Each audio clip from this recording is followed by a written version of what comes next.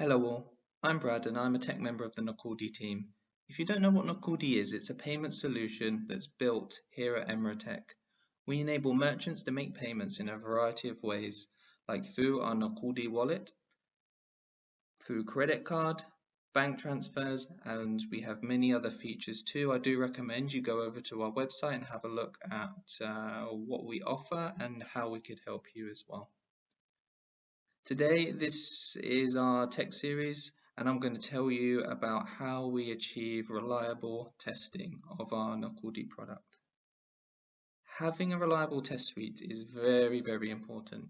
It's the signal to the engineering team that something is broken and needs to be fixed if it's failing. If it's passing, it means everything is okay. If it's always failing, then the team won't react to it. It's like a traffic light that is always red. It's just a matter of time until drivers ignore it and drive through. And the danger's the same in this case as to us as engineers. If a driver drives through a red traffic light, they can cause an accident. If engineers ignore failing tests, then we can end up putting bugs into production.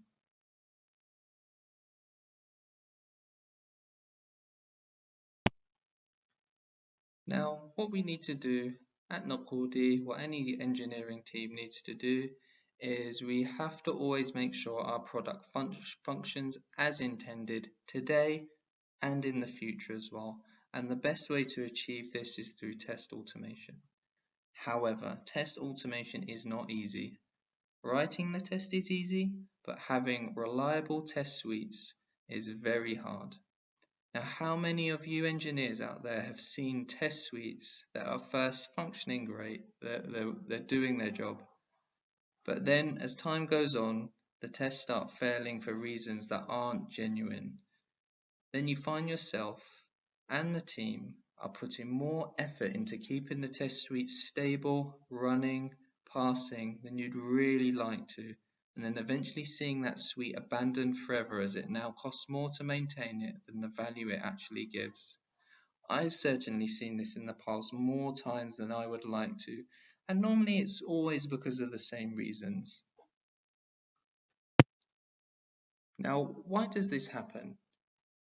It's happening because there's too many variables that the tests are running under that are out of the test suite's control.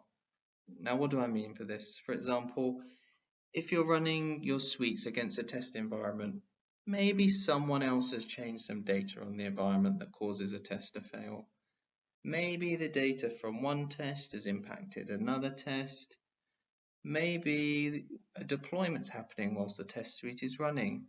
Or maybe some configuration has changed or the wrong version of the application is deployed on the environment that's causing some tests to fail.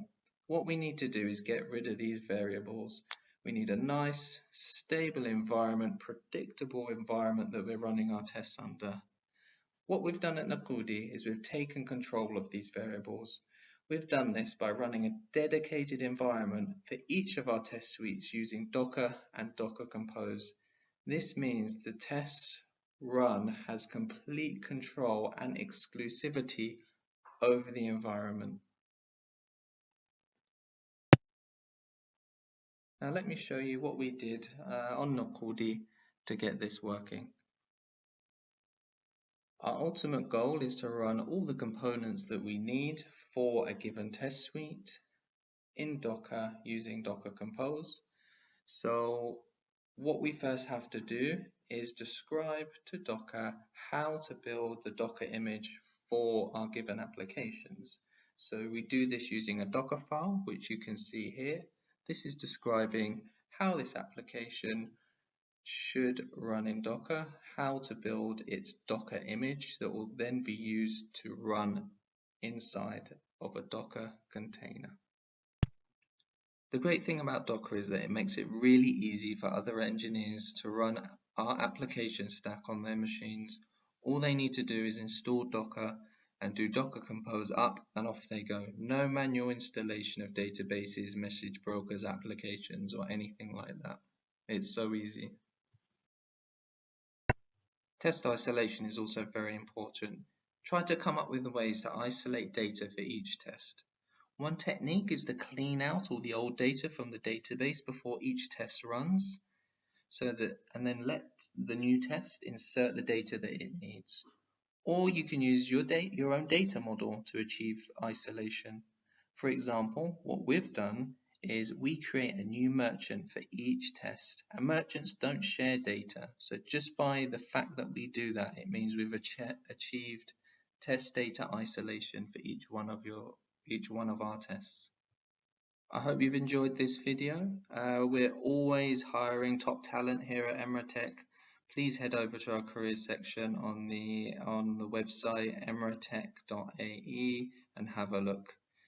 Also, we'll be doing more videos next time. I'll be doing a video on behavior-driven development and how we test using TypeScript and Cucumber as well. Thank you. Goodbye.